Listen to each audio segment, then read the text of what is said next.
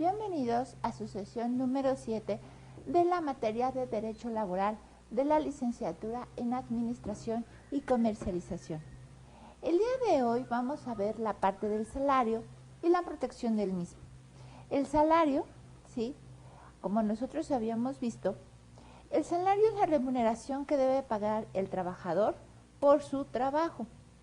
Bueno, que debe pagar el patrón al trabajador, por su trabajo. Y eso lo podemos ver en el artículo 82. En el artículo 83 nosotros tenemos que el salario puede fijarse por unidades de tiempo, por unidad de obra, por comisión, a precio alzado o de cualquier otra manera. Cuando el salario se fije por unidad de obra, además de especificarse la naturaleza de esta, se hará constar la cantidad y la calidad del material, el estado de las herramientas y útiles que el patrón en su caso proporcione para la obra y el tiempo por el que los que podrá a disposición del trabajador sin que pueda exigir cantidad alguna por concepto del desgaste natural que sufran las herramientas como consecuencia del trabajo. Nosotros empezamos a ver también la parte de la importancia de los sueldos y salarios. Esta parte nosotros vemos que es importante la parte de los sueldos y salarios porque nos va a dar, ¿sí?, una remuneración que el patrón le estaría dando al trabajador por sus prestaciones de servicios. La misma, nosotros necesitamos que esa remuneración, que ese pago que se le va a dar al trabajador sea suficiente para que él mismo pueda consumir. Al tener un consumismo, entonces la economía se está moviendo, se está activando. Y con eso va a haber consumo, compra y venta de artículos y se va a reactivar lo que es la economía del país. La estructura económica, ¿sí? Por eso es importante que haya empleos, que haya un sueldo, que haya lo que es una remuneración a los trabajadores. De hecho, muchas veces cuando la economía cae en una recesión económica, ¿qué hace? El gobierno crea algunas fuentes de trabajo, que muchas veces es la construcción de obras. ¿Para qué? Para dar dinero a los trabajadores y que los trabajadores puedan trabajar, puedan desarrollar sus labores en la parte de la construcción. Y con eso inyecta lo que son recursos a la economía, reactiva la economía del país, para que de esta forma haya dinero dentro de la población y con eso se active lo que es el consumo, compra y venta de artículos, ¿sí? Aparte del consumo de materiales, consumo de artículos, consumo de productos, y se reactiva la economía de nuestro país y no caiga en lo que es una recesión económica, sino que haya siempre una actividad económica y que haya recursos. Por eso es importante la parte de los sueldos y salarios, porque es una de las partes fundamentales de la economía de cualquier país. Si hay dinero, si hay trabajo en un país, quiere decir que entonces la gente va a estar trabajando, que va a estar desarrollando labores y con eso va a haber dinero para poder tener una capacidad en cuanto al consumo y la activación de la economía. Ahora, nosotros para la parte de sueldos y salarios necesitamos ser muy cuidadosos y muy cautelosos en este aspecto. Podríamos decir que es la cédula o la parte medular de una empresa. ¿Por qué? Porque pues muchas veces los trabajadores van a tener que ver que a trabajo igual su sueldo tiene que ser igual. No porque una persona es mujer o porque otro es hombre, se les va a pagar simplemente por la diferencia de sexo en diferente proporción, siendo que teniendo un mismo trabajo o desarrollando las mismas actividades. Nosotros necesitamos que para puestos iguales se debe de tener un sueldo igual. De hecho, en algunas ocasiones se tiene lo que es un tabulador de sueldos, en donde se les debe de mantener en una cierta categoría a los empleados y de acuerdo a esa categoría se les estará dando su retribución económica. Para eso nosotros tenemos que tener un análisis del puesto, no de la persona que está desarrollando el puesto, sino el puesto en sí. Hay que separar la parte de la persona con la parte del puesto. El puesto es muy importante verlo como tal y analizarlo para ver qué actividades son las que debe desarrollar ese puesto y cuál va a ser su retribución económica. Hay que analizar al personal para ver si está capacitado para desarrollar ese puesto y lógicamente si ese personal no está sobrepasado al puesto que se está ofreciendo o que está desarrollando. Además, que se le tiene que asignar por lo mismo una retribución económica de acuerdo a un escalón de sueldos. Es decir, nosotros tenemos en la organización diferentes niveles y vamos a tener que hacer diferentes escalones, como en una escalera, ¿sí? Tenemos diferentes peldaños y esos peldaños van subiendo de categoría, van subiendo a la siguiente planta, al siguiente nivel. Entonces, ¿qué va a pasar? Pues en cada escalón vamos a tener nosotros un diferente puesto. Ese puesto va a tener diferentes características y a lo mejor vamos a tener 10 personas en el mismo puesto. Con el siguiente peldaño tenemos otras 20 personas y cada una va a tener que cubrir un puesto de acuerdo a las necesidades, de acuerdo a las características del negocio. Por ejemplo, voy a necesitar 10 secretarias. Esas 10 secretarias tienen que cubrir tal peldaño. Después voy a tener tantos obreros. Esos obreros van a cubrir otro peldaño. Y así sucesivamente. Vamos a ir cubriendo peldaños de forma tal que cada peldaño va a tener asignado un nivel de sueldo. Y ese nivel de sueldo, si la persona, de acuerdo a su capacidad, de acuerdo a su desarrollo, puede escalonar al siguiente puesto, le tocará otro puesto con otra retribución económica. Es como se va a poder hacer lo que es una escalera de sueldos, un escalafón de sueldos. Y se va a dar lo que es la administración de sueldos y salarios. Eso es muy importante, ¿por qué? Porque aparte de que nosotros vamos a estar desarrollando el puesto que yo tengo dentro de la organización y el sueldo que se le está asignando al mismo, yo voy a tener lo que es una motivación para el personal para estar subiendo y escalafonando en los diferentes niveles. Por eso es importante la parte de la administración de sueldos y salarios dentro de una empresa. Los sueldos y salarios están integrados por la parte de lo que le voy a pagar al trabajador en cuanto a su cuota diaria, en cuanto a las gratificaciones como son lo que es el aguinaldo, todas las percepciones, inclusive la parte de la habitación, primas vacacionales, primas dominicales, comisiones por ventas o comisiones por algún trabajo realizado, prestaciones en especie o cualquier otra cantidad que se le pueda pagar al trabajador por sus servicios que está prestando. Ahora, el salario debe de ser remunerador y nunca menor al fijado como mínimo. Para fijar el importe del salario se tomará en consideración la cantidad y la calidad del trabajo. Nosotros tenemos los atributos del salario. El salario debe de ser remunerador, es decir, que le tiene que alcanzar al trabajador para poder cubrir sus necesidades mínimas. Nosotros tenemos ahora sí que un salario mínimo, como habíamos visto en algunas ocasiones, y ese salario mínimo no debe de ser el salario que yo le estoy pagando a mi trabajador no debe de ser por abajo del salario mínimo. Debe de ser suficiente y debe de cubrirse en una forma periódica, es decir, cada semana, cada quincena, cada mes, etcétera. Habíamos dicho, de hecho, que los obreros se les paga cada semana y al personal administrativo se le paga cada 15 días. Tiene que ser pagado en moneda de curso legal, que en nuestro caso sería el peso mexicano. Y debe de ser, ahora sí que no se le puede pagar totalmente en especie, tiene que pagársele también en dinero. Por lo menos debe de ser 50-50, 50 pagado en efectivo y 50 pagado en especie, pero nunca el 100% en especie. Ahora, nosotros tenemos diferentes tipos de salarios, lo que vendría siendo por unidad de tiempo, es decir, le puedo pagar a 10 pesos la hora, supongamos, por unidad de obra de estajo, es decir, si va a producir plumones, por ejemplo, ¿cuántos plumones produciría en el día?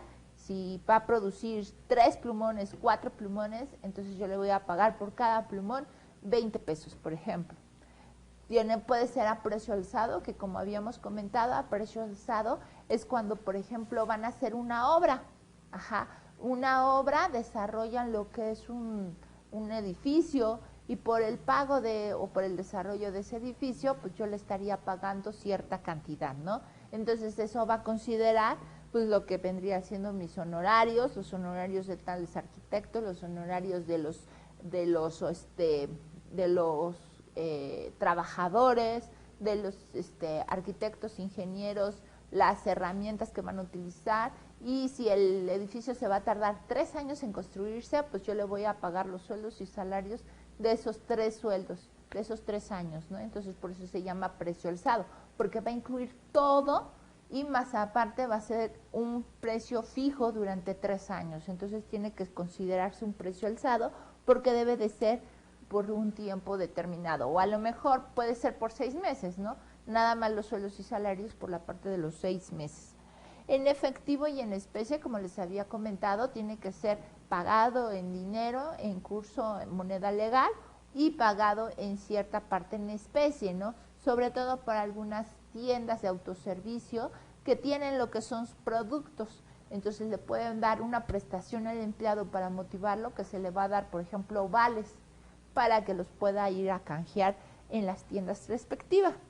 Tenemos lo que es el salario integral, que es como nosotros habíamos visto en la clase anterior, que es un salario que yo voy a considerar la parte de aguinaldo, prima vacacional, etcétera, ¿no? Y lo que es un salario extraordinario, que es lo que vendría siendo la parte de horas extras, pongamos. Bueno, nosotros tenemos aquí también la parte del salario mínimo. Como habíamos comentado, el salario mínimo es muy importante porque nos va a manejar la cantidad mínima que se le debe de pagar a un empleado por el desarrollo de su trabajo. Ese salario mínimo puede ser o va a ser dividido por área geográfica. Como habíamos visto nosotros en clases anteriores, el salario mínimo va a ser por área A, por área B y por área C. Es decir, toda la República la voy a dividir en 3 zonas, área A, área B y área C. Y ese incremento va a ser muy chiquito, como ustedes podrán observar. En el área A, el año pasado yo tenía que era de 57.46 y hoy en día es de 62.33. Para el área B nosotros tenemos que era de 55.84 y ahora es de 60.57. Y para el área C es de 54.47 y ahora es de 59.08. O sea, un incremento de 8% más o menos. Sí, el salario mínimo, como aquí nos lo dice, debe ser suficiente para satisfacer las necesidades normales de un jefe de familia en el orden material, social y cultural y para proveer a la educación obligatoria de los hijos. Entonces, nada más yo les estaría preguntando si realmente un salario de 60 y tantos pesos realmente alcanza para satisfacer todas estas necesidades. Se considera de utilidad social el establecimiento de instituciones y medidas que protejan la capacidad adquisitiva de los salarios y faciliten el acceso de los trabajadores a la obtención de satisfactores. Ahora, nosotros tenemos ciertas normas protectoras al salario. Estas normas protectoras al salario nos van a ayudar a que el salario sea como una cosa que nosotros debemos de defender. Nosotros tenemos, por ejemplo, el derecho a disponer del salario. Ninguna persona debe de ser privada de disponer de ese salario. Tiene que ser ese salario el cual debe de considerarse y debe de estar siempre a disposición del trabajador. Nunca se le debe de negar el pago de ese salario. Nosotros tenemos también que un salario no puede ser renunciado al mismo, es un irrenunciable al pago de ese salario y de hecho se le deben de pagar también al trabajador lo que es la parte de los sueldos devengados. Tenemos también el artículo 104 de la Ley Federal de Trabajo que no permite la cesión de los derechos, mucho menos al patrón. El trabajador no le puede ceder los derechos al patrón para el cobro de este salario. Entonces el salario, ahora sí que si es del trabajador, el trabajador lo tiene que pagar, tiene que cobrar, perdón, a excepción de algunos casos en los cuales el trabajador no pueda presentarse definitivamente a cobrarlo. Entonces en esos casos especiales se les podrá pedir alguna carta poder, en donde pues el trabajador pues le da o le cede el poder a otra persona para que pueda cobrar ese salario. Más sin embargo, ese salario nunca lo podrá cobrar el patrón. Deberá de ser otra persona que lo pueda cobrar en lugar del trabajador y siempre exhibiendo una carta poder. Ahora, no nada más en la parte en cuanto al salario, sino también debemos de tener mucho cuidado en la parte de las indemnizaciones, porque las indemnizaciones también es un derecho que no pueden renunciar los trabajadores al cobro del mismo. Si le toca una indemnización de 3 meses de sueldo, esos 3 meses son los que les deberían de pagar. Nosotros tenemos también que, todo esto nos lo está marcando el artículo 123, fracción 27, inciso A, ¿sí?, de la Constitución. Entonces, no nada más se queda en la parte de la Ley Federal de Trabajo, sino lo escalafona a la parte de la Constitución, que es muy importante que nosotros consideremos esta parte. Ahora, cobra el salario, como yo comentaba hace rato, lo tiene que hacer el trabajador. Solamente en el caso que no pueda definitivamente cobrarlo, que no se pueda presentar porque tenga alguna incapacidad, entonces podrá realizar una carta poder para que otra persona lo pueda cobrar en su nombre. Tenemos también que la parte de los, el sueldo, lo deben de cobrar en horas hábiles, es decir, o sea, si tienen un horario de trabajo de 9 de la mañana a 8 de la noche, entonces durante ese lapso deberán de cobrar su sueldo. Deben de cobrarlo también en días hábiles. Ahora, ojo, porque hay mucho de lo que es la transferencia electrónica hoy en día, de los cobros electrónicos. Entonces, si nosotros le depositamos al trabajador, pues nosotros tenemos que darle o hacerle, ahora sí que darle las facilidades para que pueda ir a cobrar ese salario. Y a lo mejor muchas veces por seguridad de los trabajadores ya lo depositamos vía internet en sus respectivas cuentas, entonces tenemos que brindarle la posibilidad de que pueda ir a cobrar ese salario a algún cajero o algún banco, etcétera. Muchas veces lo que hacen las empresas es de que les ponen un cajero automático dentro de las instalaciones de la empresa para que los trabajadores puedan ir a cobrar ese sueldo dentro de las mismas instalaciones de la empresa. Y ya con eso podrían cubrir lo que es correspondiente a este artículo. Ahora, también es importante que el artículo 108, como yo les había comentado, el lugar de trabajo donde se pague el salario debe de ser en el lugar donde presten sus servicios los trabajadores. Ahora, como yo les comentaba, muchas veces hoy en día ya hacemos una transferencia electrónica en lugar de pagar el dinero, ahora sí que contante y sonante, a los trabajadores. Más que nada es por seguridad de los mismos. Y en ocasiones lo que uno tiene que hacer es hacerles firmar una carta en donde ellos acepten el pago de su sueldo mediante transferencia electrónica en sus cuentas bancarias por la seguridad de los empleados, ¿no? Por los tiempos de violencia o alguna parte que, pues que hoy en día ya tenemos mucho delincuencia, etcétera. Entonces nosotros tendríamos que hacerle firmar al trabajador una carta en donde está de acuerdo que su salario se le va a depositar vía transferencia electrónica y que lo va a poder cobrar en su cuenta bancaria, ¿ok?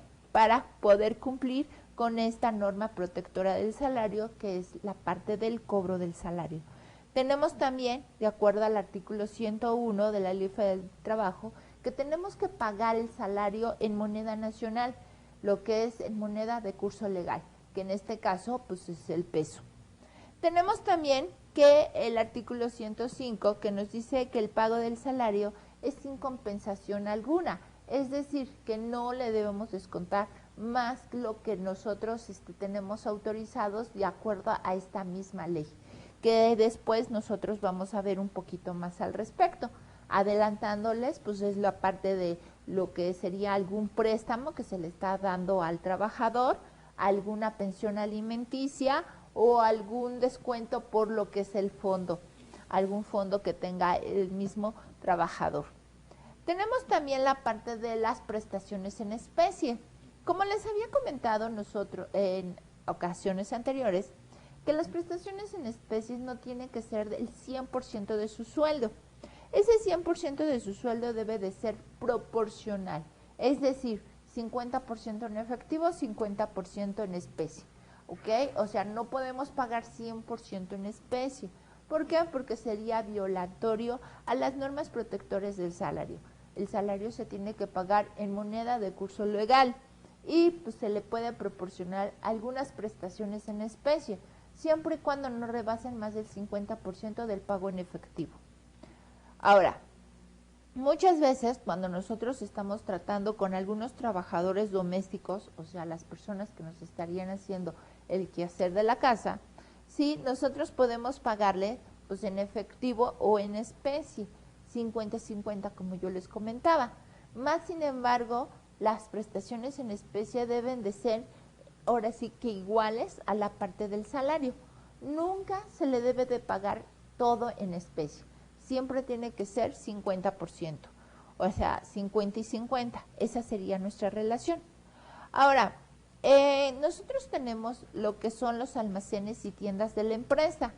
Más sin embargo, recuerden, o sea, hoy en día yo, pues ahora sí que comprendo que muchas veces se les trata de dar alguna prestación a los empleados, sobre todo si los empleados están trabajando en una tienda de autoservicio, donde se les está dando la prestación de poder comprar algunos artículos de los que vende la empresa. Sin embargo, nosotros tenemos que recordar que no es obligación de los empleados, si nosotros le damos ciertas prestaciones en especie, no es obligación de los empleados adquirir esos artículos en las tiendas de la empresa. Es muy importante que nosotros consideremos que no están obligados estas personas a consumir esos artículos dentro de nuestras instalaciones o dentro de nuestros artículos que nosotros estemos vendiendo, ¿sí? Ahora, nosotros podemos darle a los empleados, por la misma situación económica que se está viviendo, algunas facilidades o algunas ventajas, como pueden ser adquisiciones libres, es decir, por ejemplo, de que si yo le pongo los artículos para mis empleados, pues pueden comprar 1,000 pesos en artículos como una prestación, ¿no? O pueden, por ejemplo, tener algunos precios por abajo rebajados de los precios ordinarios. Si tú me compras, tú como empleado tienes un precio especial o un precio preferencial. De la misma forma, esos precios pueden modificarse de acuerdo a la oferta y demanda de los productos. Es decir, si yo les estoy dando facilidades a mis empleados de que adquieran mis productos, ¿por qué? Porque les estoy dando un precio especial, pues a lo mejor ese precio en el mercado pues va a costar más caro, ¿no? Y sufre un incremento. Entonces nosotros, aunque le estemos dando un precio especial a mi empleado, puede ese precio fluctuar de acuerdo a oferta y demanda del mercado. Ahora, también nosotros podemos tenerles algunas consideraciones o algunas prestaciones a los empleados administrativos, a los empleados de vigilancia, etcétera, a las personas de ventas, bueno, no tanto de ventas, sino más que nada a los administrativos y de vigilancia. ¿Por qué? Porque en la parte de ventas muchas veces tienen algunos bonos o algunos incentivos que se les da por el desarrollo de su trabajo, ¿no? Que si llegaron a la meta, pues se les va a dar un bono especial. Si llegaron y cubrieron el 90%, pues se les va a dar un bono del 90% de lo que tenían pactado, etcétera. Entonces el salario de las personas de ventas como que es un poco más remunerativo para ellos, pero las personas de administración y de vigilancia son sueldos menores. Entonces esos sueldos menores nosotros podemos ayudarles a esas personas de administración, de vigilancia, de lo que es soporte, etcétera, poderles ayudar y darles un beneficio, ¿no? Que tú me puedas comprar, por ejemplo, 1,000 pesos en productos, darles alguna prestación de algunos productos que podrán comprar de los que yo estoy ofreciendo, más que nada para darles algún beneficio a los trabajadores. Ajá, más sin embargo, hacerles siempre hincapié que es un beneficio que se le está dando y su sueldo es ese, ¿no? Su sueldo es tanto y no se les está obligando a que tengan que comprar dentro de las instalaciones de nuestro negocio, ¿no? Y menos los artículos que nosotros estamos vendiendo. Entonces tampoco, ¿por qué? Porque si no estaríamos yendo en contra del artículo 123 constitucional, ¿ok? Ahora, nosotros tenemos, de acuerdo a la Ley Federal del Trabajo, que no se les debe de imponer multas a los trabajadores dentro de su mismo sueldo. Su sueldo se le debe de pagar íntegro, a excepción de lo que vendría siendo la parte de los impuestos y los descuentos que yo les acabo de mencionar, un descuento por algún préstamo, un descuento por pensión alimenticia, un descuento por lo que vendría siendo préstamos del Infonavit o algún descuento por lo que es el Fonacot, etcétera, ¿no? Entonces, a no ser de esos descuentos, nosotros no le tendríamos que pagar nada, no le podríamos descontar nada, menos una multa, ¿no? Aunque esto queda entre comillas, porque después nosotros vamos a ver en la parte de sindicatos, en la parte de lo que es la parte del contrato colectivo de trabajo, etcétera, que muchas veces los sindicatos, si no cumplen o si no asisten a las juntas, a lo que ellos lo que ellos organizan, muchas veces los trabajadores pueden sufrir alguna sanción y alguna multa y algún descuento, ¿no? Pero bueno, ya eso ya es dentro de la parte de los estatutos del sindicato. El patrón por su parte no puede hacerle ningún descuento al empleado por alguna multa. Se le puede fijar un sueldo más un incentivo por puntualidad, por premio de puntualidad, y si no llega temprano, pues se le quita el incentivo del premio de puntualidad, pero siempre teniendo como base su sueldo, ¿no? Entonces, siempre decirle, tu sueldo es tanto y sobre tu sueldo no te voy a hacer descuento alguno, más aparte tienes una prestación de que si llegas temprano te voy a dar un incentivo por llegar temprano, si no faltas, etcétera, te voy a dar un premio, pero ese es un premio, ¿ok? Tu sueldo es aquí y tu sueldo no te lo voy a descontar. El otro es adicional, es un premio por puntualidad y asistencia. Si no llegas temprano, si llegas a faltar, o simplemente nada más no tienes derecho a ese incentivo. Tenemos también, de acuerdo al artículo número 51, fracción cuarta de la Ley Federal de Trabajo, en donde nos dice que el salario no puede ser rescindido. O sea, nosotros ahora sí que cuando despedimos a un empleado, nosotros tenemos que cumplir y decirle, oye, ya no vas a laborar conmigo, y hacerle partícipe de que pues no vas a laborar conmigo ya más, por esto, por esto, por esto. Más sin embargo, yo no le puedo rescindir su salario, ¿no? Hasta donde trabajó, hasta entonces yo le tengo que pagar a ese trabajador. Y no decirle, no, pues trabajas hasta aquí, pero tengo que descontarte esto y ya no te voy a pagar, ¿no? Ya no te pago esta quincena porque pues ya no estás laborando conmigo, ¿no? O sea, se le tiene que informar en tiempo y forma que, por ejemplo, esta va a ser la última quincena que vas a trabajar conmigo, ya no vas a trabajar la próxima quincena, pero te pago hasta este momento, ¿no? Hasta aquí que estuvimos con nuestra relación de trabajo. Ahora, no se le debe de suspender, como habíamos comentado, el pago de su sueldo. Su sueldo siempre se le debe de estar pagando, ¿ok? Y no debe de haber alguna rescisión, como les había comentado, por el pago de su sueldo. Ahora, tenemos lo que vendría siendo que solamente va a haber algunos descuentos autorizados que, como yo les había comentado, pueden ser deudas contraídas, pero esas deudas, o sea, si yo le voy a dar un préstamo al trabajador, ese préstamo no puede ser por arriba de un mes de sueldo. Es decir, si él gana 7,000 pesos, pues yo nada más le puedo pagar, ahora sí que prestar hasta 7,000 pesos, no le puedo prestar hasta 20. Siempre tiene que ser un mes de sueldo, nada más. Y se le debe descontar como máximo el 30% sobre su sueldo, no más del 30% sobre su sueldo. tenemos que las rentas, por ejemplo, en algunos casos, vamos a ver, cuando nos toque ver la parte de habitación, puedo yo descontarle algunas rentas, o sea, por el que le estoy dando chance de que use algunas habitaciones o algunas casas que son construidas para mis empleados. Entonces se le puede descontar lo que es hasta el 15% de su sueldo, no más. Ahora, nosotros tenemos la parte del Infonavit, que después vamos a ver. Ese Infonavit va a ser un derecho que tienen los trabajadores de que puedan acceder a algún crédito que el mismo Infonavit les puede otorgar ese crédito. Más sin embargo, ese crédito, una parte lo va a tener que pagar el mismo empleado y otra parte se va a ir pagando por las mismas cuotas patronales. Nosotros tenemos también que en algunos casos, cuando los empleados viven en un conjunto habitacional del Infonavit, se le puede descontar el 1% sobre su sueldo por la administración de esas casas, de las unidades habitacionales construidas por el mismo Infonavit.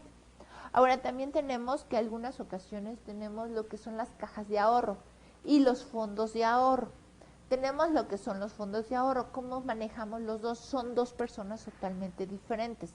Los fondos de ahorro es cuando el trabajador aporta un peso y el patrón de la misma forma va a aportar otro peso. Por ejemplo, pongamos números.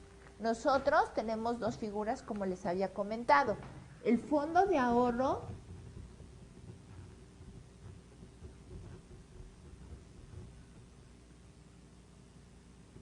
y la caja de ahorro. ¿Qué diferencia tenemos entre uno y otro? El fondo de ahorro, yo por un peso que aporte, yo como trabajador, la empresa como patrón me va a aportar otro peso.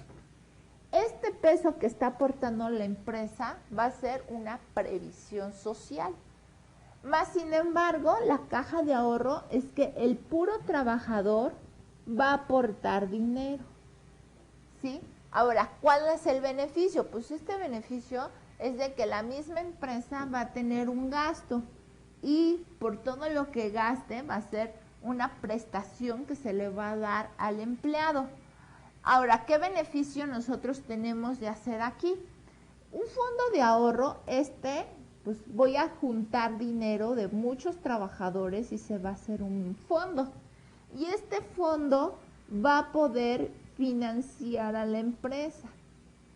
Aparte de que le va a dar este peso al empleado y ese peso le va a ayudar al empleado para que a final de año reciba todo este dinero. Supongamos que todo el año le desconté 100 pesos, más 100 pesos que puso la empresa, pues el empleado va a recibir 200 pesos, más la parte de los intereses, a lo mejor obtuvo 30 pesos de intereses, entonces va a recibir 230 pesos de fondo de ahorro.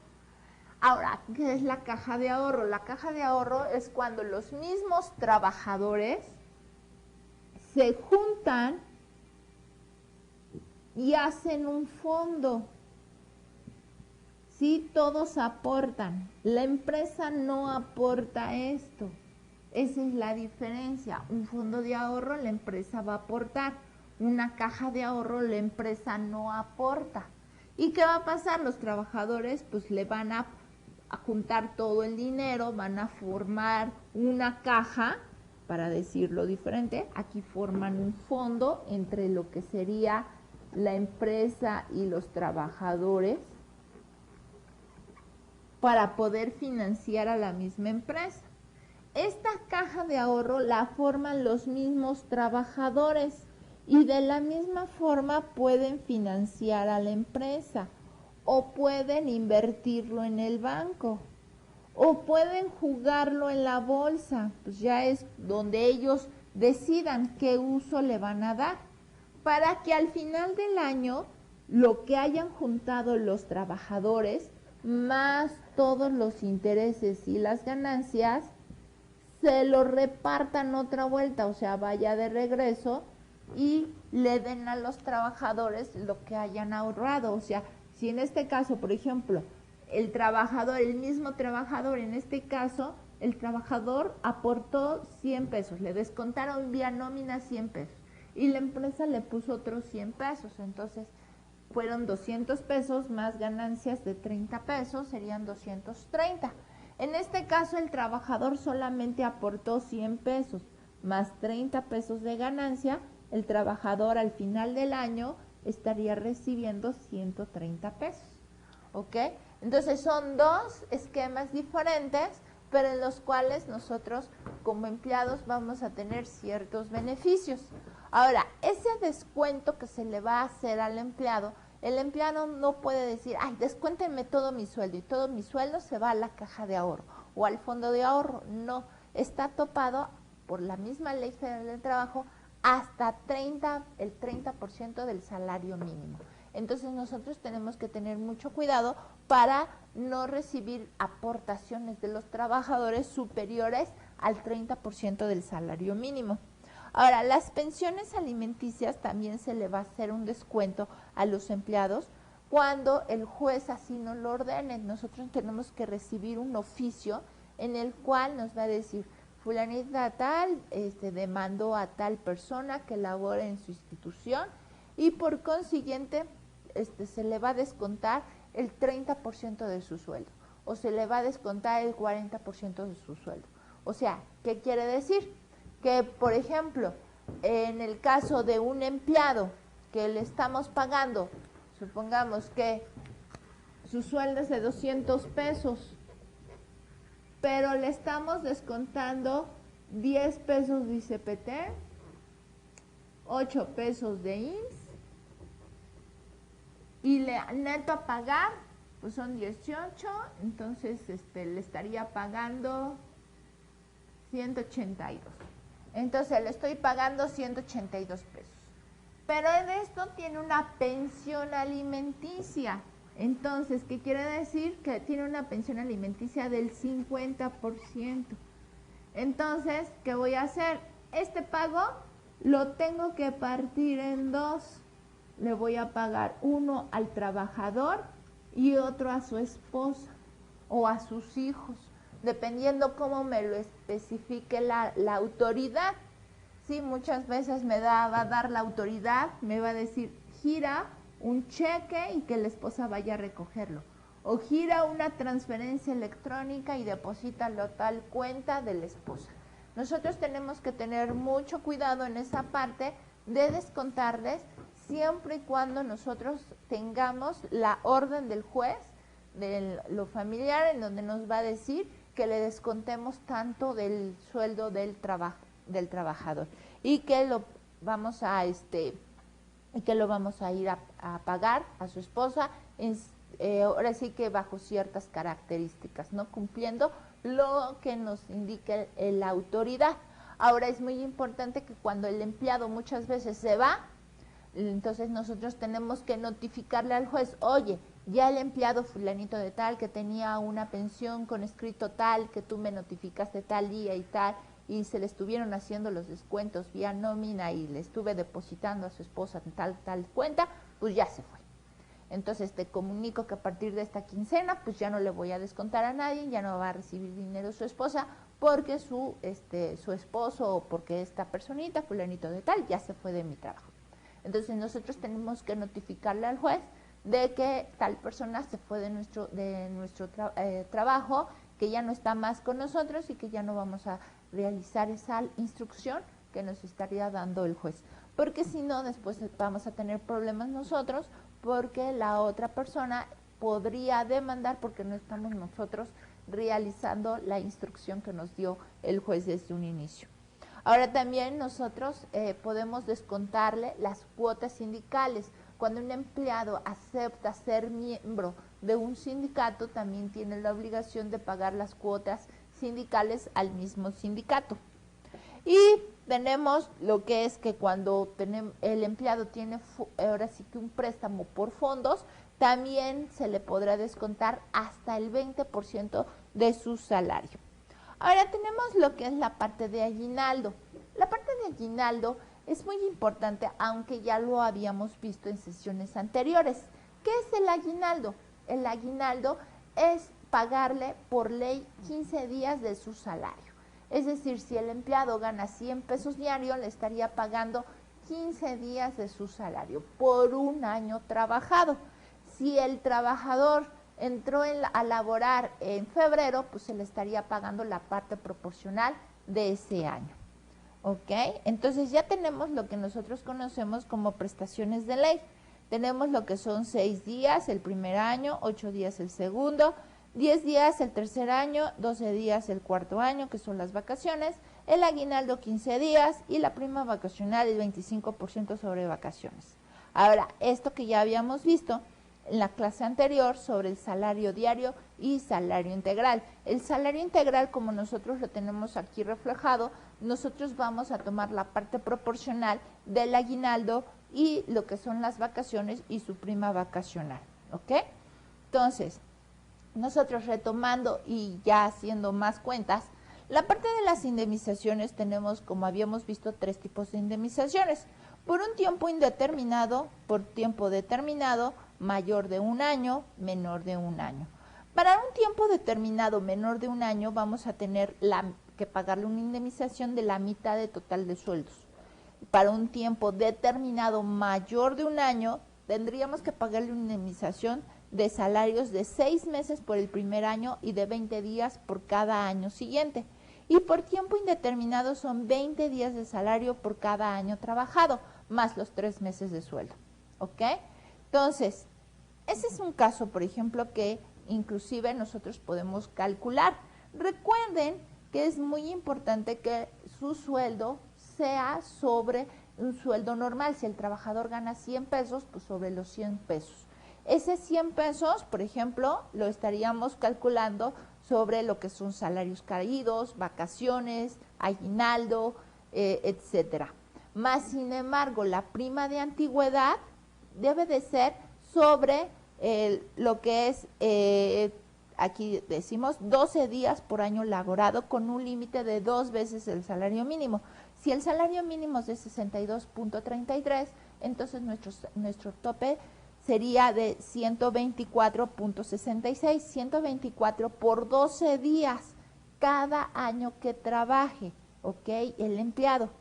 Ahora, nosotros tenemos una indemnización por año laborado y de 20 días. Esas indemnizaciones, recuerden que eso sobre salario diario integral, más 3 meses de sueldo.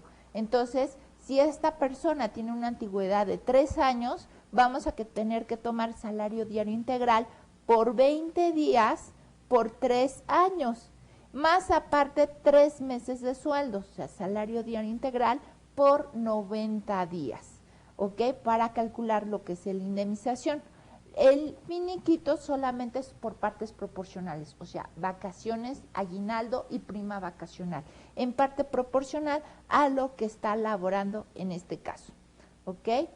Bueno, nada más me queda por recomendarles que resuelvan las actividades que se encuentran correspondientes a lo que es el tema 4.3 y al 4.4, que es la parte del salario y la protección al mismo. Ahora sí que no me queda más que despedirme y nos vemos en la próxima sesión. Muchas gracias.